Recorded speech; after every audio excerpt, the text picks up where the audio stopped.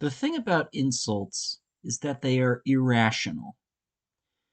Insults, especially the most hurtful insults, are vague. They don't communicate very much information about the subject. In fact, that is the whole point. The whole point of an insult is that you are making a vague statement with a strong frame. There's no stuttering. Now let's think of some particularly hurtful insults. You're gay, you're a faggot, you're a loser, shut the fuck up. Can't forget you're a bitch. That's another one. Some other good ones are you're dumb, you're a pig, you're a donkey, you're ugly, you're stupid. Now let's contrast those ones with some lame insults. Here's one that I found. You, sir, are the reason God created the middle finger.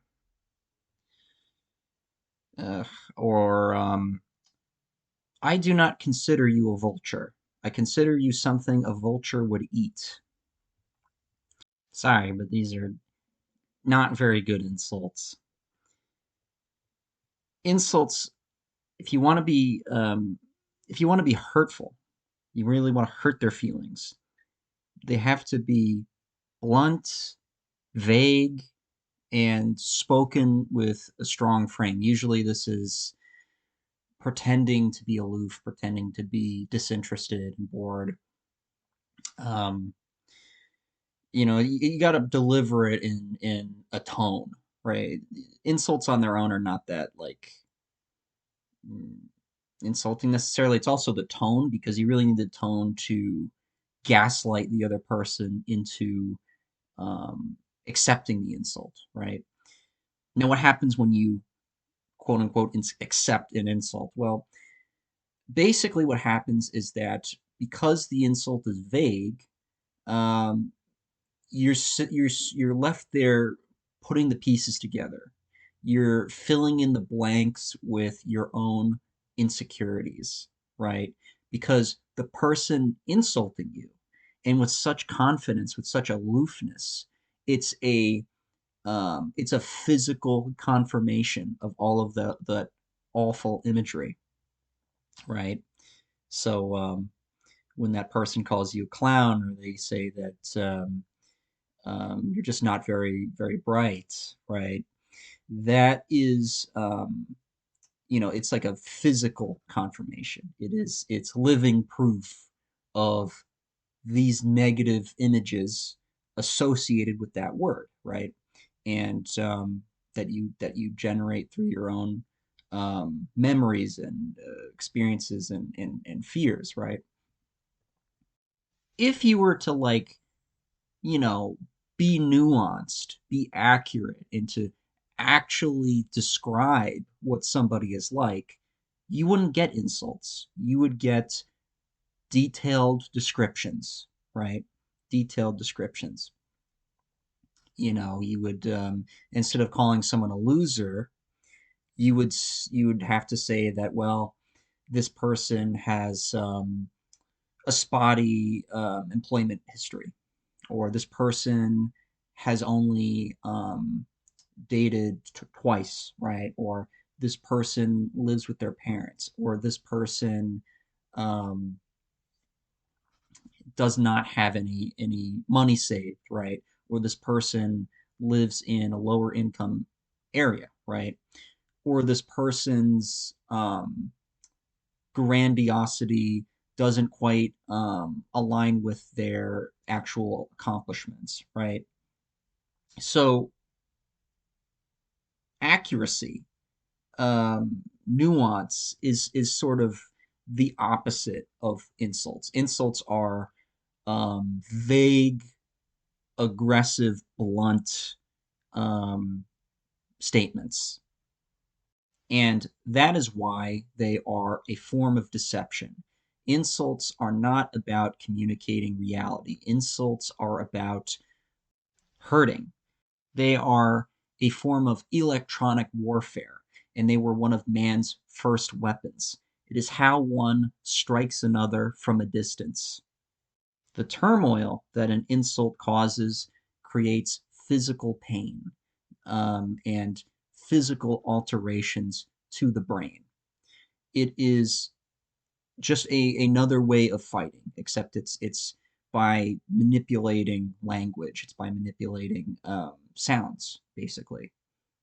So if you've ever been insulted, it's important that you step back and actually outline what it could possibly what the insult could possibly mean, right? And you want to go into as much detail as possible.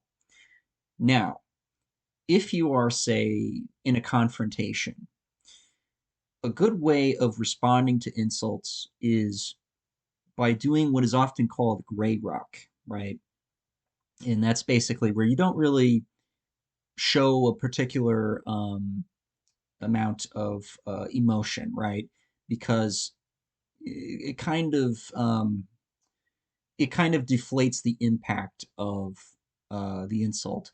And so the best way to respond to an insult during a confrontation, I feel, this is my personal opinion, is okay. Okay.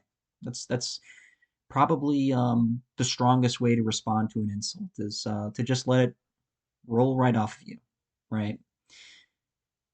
And this might sound really childish, right? This is some like school, guidance counselor kind of advice, right?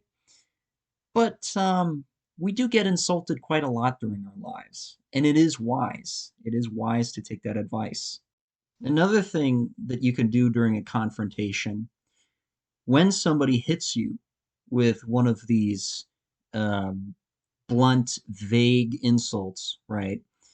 These particularly nasty insults, is to ask them what they mean by that insult and force them to elaborate and to add more detail to their description, because it really flattens their narrative, right? Because they're forced to actually establish what it is that they're talking about, right? Because I mean, like, what does it even mean when somebody calls you a loser? What does it even mean when somebody calls you gay, right?